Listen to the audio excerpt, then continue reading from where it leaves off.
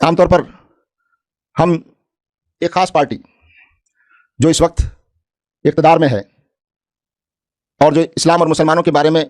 بہت منفی اور غلط نظریہ بھی رکھتی ہے اور اس کا رویہ بھی غلط ہے، ظاہر ہے اس کے لوگ بھی چن کر آئیں گے، اس کے لوگ بھی انتخاب میں چن کر آئیں گے۔ ہمارا رویہ یہ ہونا چاہیے، ہماری مخالفت اصولوں کی بنیاد پر ہے،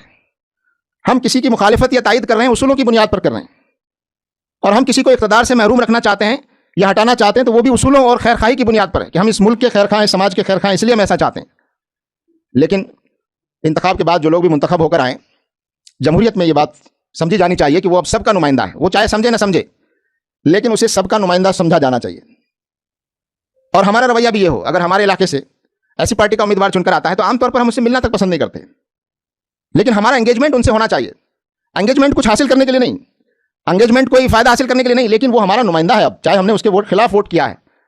لیکن ہمارا نمائندہ ہونے کی حیثیت میں اس پر نگاہ رکھنا، نظر رکھنا، سوال کرنا، اس کی کوئی اچھی چیز ہے تو اس کو اپریشیٹ کرنا اور غلط چیزوں کو روکنا اور کرٹیسائز کرنا، یہ بحیثیت سٹیزن اور شہری کے یہ ہماری ذمہ داری ہے۔ تو چاہے ہماری خواہش کے خلاف، جس کے خلاف ہم نے اپنے ووٹ کا استعمال کیا ہے، وہ بھی اگر جیت کر آئے تو بھی انتخاب کے بعد ہمارا ان سے انگیجمنٹ رہنا چاہیے تاکہ ان کی اصلاح سے بھی ہم مایوس نہ ہوں۔ وہ اپنا کیا رویہ رکھتے ہیں، ان کے رویے پر ہمارا رویہ منحصر نہیں ہونا چاہیے، ہم کسی کے اخلاق کے تابع ہمارا اخلاق نہیں ہونا چاہیے، ہمارا رویہ کسی اور کے رویے کا غلام نہیں ہونا چاہیے کہ اگر کوئی ہمارے خلاف نفرت کا رویہ اختیار کرتا ہے تو ہم بھی اس کے غلام بن کر اسی طرح کا رویہ اختیار کریں۔ یہ اسلام کی تعلیم بھی نہیں ہے، اور ایک جمہوری ملک میں یہ فضا پیدا کرنا ضروری ہے کہ جو بھی منتخب ہو کر آیا اب وہ سب کا ہے، اس کو بھی یہ بات سمجھنی چاہیے اور ہم کو بھی اپنے رویے میں اس بات کو سامنے رکھنا چاہیے۔ یہی بات نمائندوں سے آگے بڑھ کر حکومت کی بھی ہے۔ جو بھی حکومت بنے، اگر ہماری خواہش کے خلاف حکومت بنتی ہے تو اس سے ہمارا بالکل تعلق ختم ہو جائے، ایسا نہیں۔ یہ بات صحیح ہے کہ ہم ان کو ہٹانا چاہتے تھے، یہ بات صحیح ہے کہ ہم ان کو اقتدار سے محروم کرنا چاہتے تھے، ہم ان کو ملک کے لیے ابھی بھی خطرناک سمجھتے ہیں، لیکن اگر حکومت بنتی ہے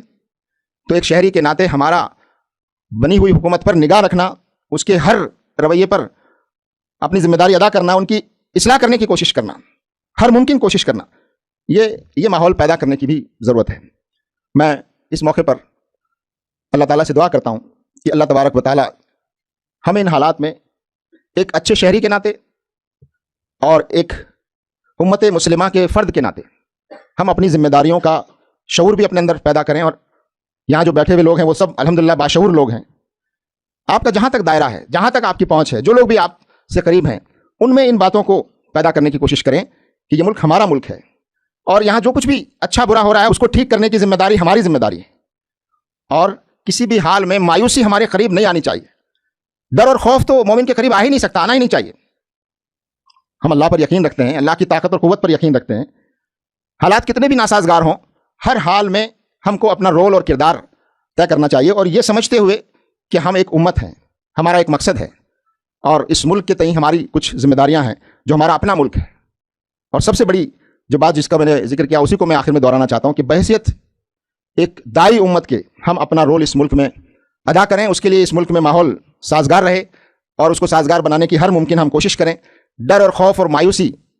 ہمارے اندر بھی پیدا نہ ہو، اور اس ملک کے عوام میں بھی ڈر، خوف اور مایوسی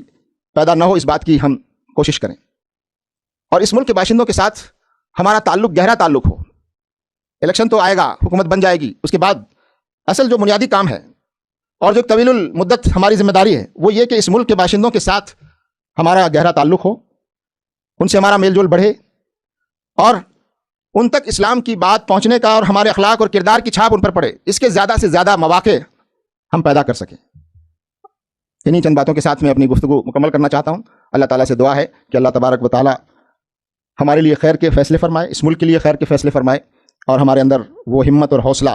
اور عزم پیدا فرمائے کہ ہم نہ صرف اپنی اور نہ صرف مسلمانوں کی بلکہ اس ملک کی بھلائی اور خیر خواہی کے لیے جو ہماری ذمہ داریاں ہیں وہ ذمہ داریاں ہم ادا کریں۔ وآخر دعوانا الحمدللہ۔